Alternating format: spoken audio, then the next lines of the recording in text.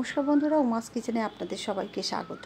আজকে আবার একটা নতুন রেসিপি নিয়ে চলে এসেছি। আজকের রেসিপি হলো কিভাবে সহজভাবে চিকেন দো পেঁয়াজা বাড়িতে বানাবেন। এটা বানানো যেমন সহজ, খেতেও তেমন সুস্বাদু হয়। আর বাড়িতে থাকা ইনগ্রেডিয়েন্টস দিয়ে খুব সহজে এটা বানিয়ে ফেলা যায়। এটা বানানোর জন্য আমি এখানে 500 গ্রামের মতো চিকেন নিয়েছি। হাফ চামচের মতো লেবুর রস দিয়ে দিলাম।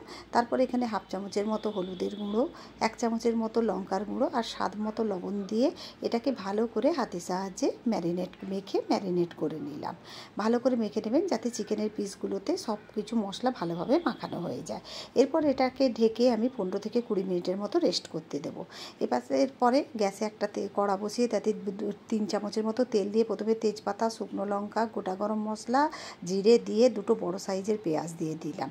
আপনারা কোয়ান্টিটিটা চিকেনের কোয়ান্টিটি হিসেবে তারপর আপনারা সেইভাবেই করবেন। দিয়ে দিলাম।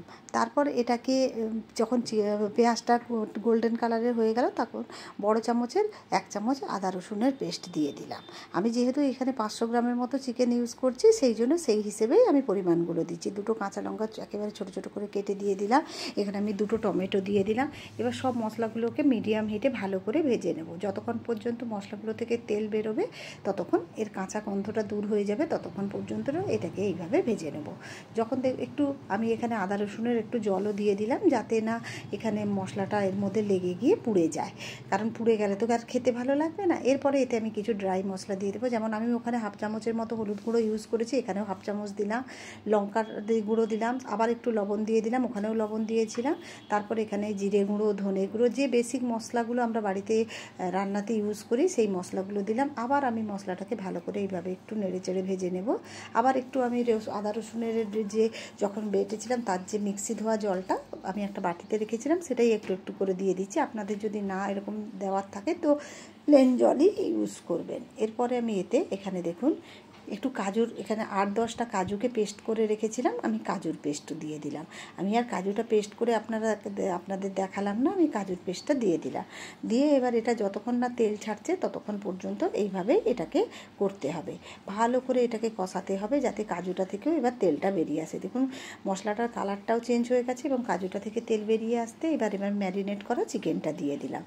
দিয়ে এবার ভালো করে চিকেনটাকে এই মশলার সঙ্গে ভালো করে মিশিয়ে নিতে হবে। এই পর্যায়ে গ্যাসের ফ্লেমটা একটু বাড়িয়ে দিতে হবে, নাহলে ভালোভাবে এটাকে কষানো যাবে না। ভালো করে একটু নাড়াচাড়ার পরে আমি এটাকে এবার ঢাকা দিয়ে দেবো। ঢাকা থেকে 8 থেকে 10 মিনিট এইভাবে হতে দেব। দেখুন 8 থেকে 10 মিনিটের পরে চিকেনটার পুরো কালার চেঞ্জ হয়ে গেছে, এর ভেতর থেকে অনেকখানি জল বেরিয়ে এসেছে। এতে আমরা বাইরে থেকে আলাদা করে কোনো জল আর অ্যাড করব না, এই চিকেনের জলেতেই বা এই যে এরপর এতে আমি 4 থেকে 5 চামচের মতো টক দই দিয়ে দিলাম, ছোটো চামচের। আপনারা এখানে 50 গ্রামের মতো টক দই ইউজ করতে পারেন। দিয়ে এখানে গ্যাসের ফ্লেমটাকে কিন্তু একদম কমিয়ে দিতে হবে, নাহলে দইটা কিন্তু কেটে যাওয়ার চান্স থাকবে।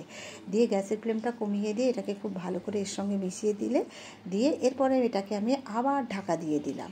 ঢাকা দিয়ে এটাকে আমি আবার 6 থেকে 7 মিনিট এইভাবে হতে দেবো। দেখুন দই থেকেও অনেকটা জল বেরিয়ে এসেছে, এই জলেতেই পুরো চিকেনটা হবে। এবার এটাকে আমি মিডিয়াম হিটে এইভাবেই ফুটতে দেব। দেওয়ার পর এটাকে ঢাকা দিয়ে ফুটতে দিলে এপাশে একটা আমি এখানে আর একটা একটু টুইস্ট আছে, সেটাই করব। আমি প্রথমে 2 চামচ ঘি দিয়ে তার মধ্যে আমি এখানে একটু জিরে ফোড়ন দিলাম। জিরে ফোড়ন দেওয়ার পর এখানে কাঁচা লঙ্কা আর কিউব করে পেঁয়াজ কেটে রেখেছিলাম দিয়ে দিলাম। দিয়ে আমি এখানে কাঁচা লঙ্কাটা একটু লাল লাল ইউজ করেছি, আপনাদের যেমন বাড়িতে থাকবেন সেইভাবেই ইউজ করবেন। দেখতে ভালো লাগার জন্য আমি এখানে লাল লাল করে কাঁচা লঙ্কাটা ইউজ করেছি। এবার পেঁয়াজটাকে একটু ভেজে নেবো, একেবারে পেঁয়াজটাকে নরম করে নেবো না, হাফ কুক করার মতো এইভাবে একটু ভেজে নেবো। ঘিয়েতে পেঁয়াজটা ভাজতে খুব সুন্দর একটা গন্ধ বেরিয়েছে। এরপর দেখুন চিকেনটা এখানে ফুটছে, আমি ঢাকা দিয়ে হতে দিয়েছিলাম, গ্যাসের ফ্লেমটা হাই করা আছে। এরপর যে পেঁয়াজ আর কাঁচা লঙ্কাটা ভাজলাম ঘিতে আমি ওইটা এর মধ্যে দিয়ে দিলাম। এবার সব উপকরণগুলোকে খুব ভালো করে মিশিয়ে নিতে হবে। চিকেনটা আমার পুরো সেদ্ধ হয়ে গেছে, এটাকে আর করার কোনো দরকার নেই বেশিক্ষণ, কিন্তু গ্রেভিটা একটু কম করার দরকার আছে। আমি আবার ঢাকা দিয়ে দিলাম যাতে পেঁয়াজের ফ্লেভারটা এর মধ্যে খুব ভালোভাবে যায়। এরপর গরম মশলা ছড়িয়ে দিলাম, দিয়ে আবার একটু মিক্স করে নেব।